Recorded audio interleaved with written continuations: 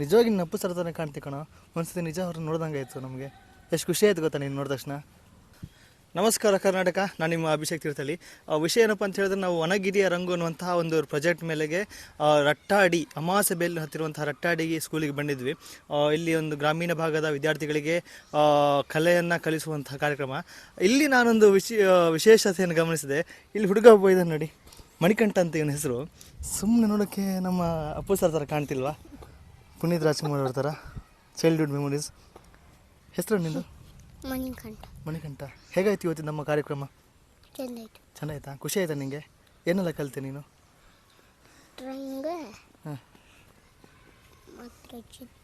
ನಿಂಗೆ ಯಾರು ಹೇಳಿದಾರೆ ನೀನು ಅಪ್ಪು ಸರ್ ಥರ ಕಾಣ್ತೀಯ, ಪುನೀತ್ ರಾಜ್ಕುಮಾರ್ ಥರ ಕಾಣ್ತೀಯ ಅಂತ? ಯಾರು ಹೇಳಿದರು?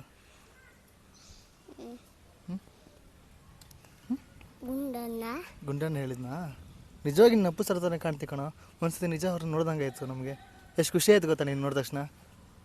ಹಾಂ, ನಿಂಗೇನು ಇಷ್ಟ? ದೊಡ್ಡ ಆದ್ಮೇಲೆ ಏನಾಗಬೇಕಂತ ಇಷ್ಟ ನಿಂಗೆ? ಏನು ಸರ್ ಆಗ್ಬೇಕಂತ ಇಷ್ಟನಾ?